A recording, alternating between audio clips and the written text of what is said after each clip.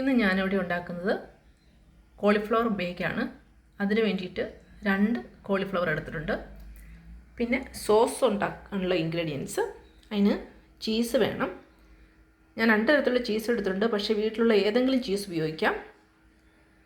കുറച്ച് spring onion, butter കുറച്ച്, ഒരു 4 ടേബിൾ സ്പൂൺ പ്ലെയിൻ ഫ്ലവർ, അത് നമ്മുടെ സോസ് തിക്കാൻ വേണ്ടിയിട്ടാണ്.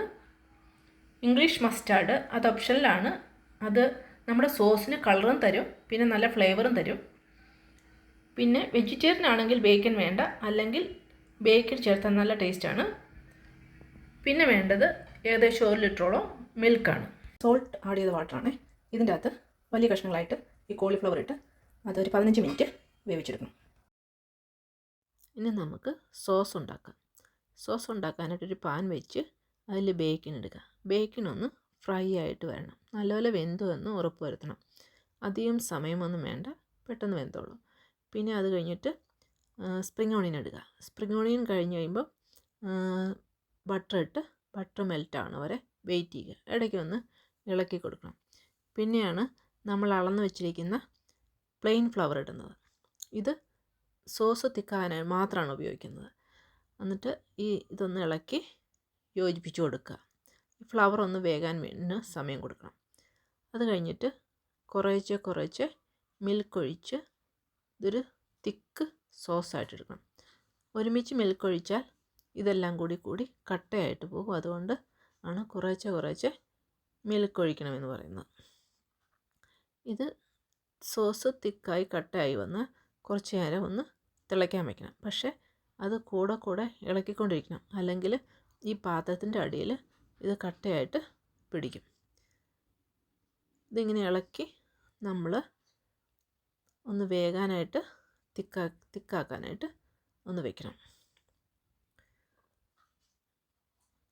ഇതിന് ശേഷമാണ് ഇത് വെന്ത് കുറുകി കഴിയുമ്പോഴാണ് നമ്മൾ ചീസ് ഇടുന്നത്. നമ്മൾ 2 തരത്തിലുള്ള ചീസാണ് എടുത്ത് വെച്ചിരിക്കുന്നത്, വൈറ്റും പിന്നെ റെഡ് ഓറഞ്ച് കളർ ചീസും. ഇത് നല്ല കളർ കൊടുക്കും. പിന്നെ അതിൻ്റെ കൂടെ നമ്മൾ എക്സ്ട്രാ 1 സ്പൂൺ ഇംഗ്ലീഷ് മസ്റ്റാർഡ് ചേർക്കുന്നുണ്ട്.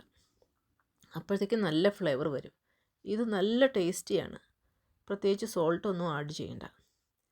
പിന്നെ ഇതിൽ ചിലർ ഫ്ലേവറിന് വേണ്ടിയിട്ട് ജാതിക്കയുടെ പൊടി ചേർക്കാറുണ്ട്. ജാതിക്കയുടെ പൊടി ചേർത്താലും നല്ല ടേസ്റ്റാണ്. ഞാനിപ്പോൾ ജാതിക്കയുടെ പൊടിയൊന്നും ചേർക്കുന്നില്ല, അല്ലാതെ തന്നെ ഇതിന് നല്ല ടേസ്റ്റാണ്.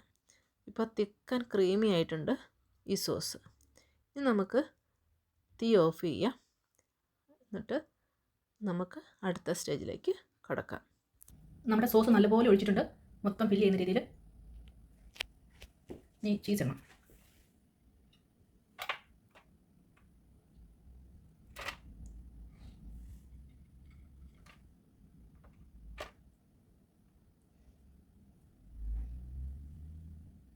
നമുക്കിത് ഓവനിൽ വയ്ക്കാം. ഓവനിൽ ഒരു 30 to 40 മിനിറ്റ്സ് 190 ഡിഗ്രി.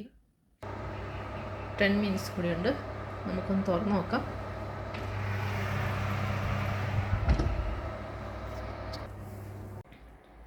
അങ്ങനെ നമ്മുടെ കോളിഫ്ലവർ ചീസ് ബേക്ക് റെഡിയാണ്.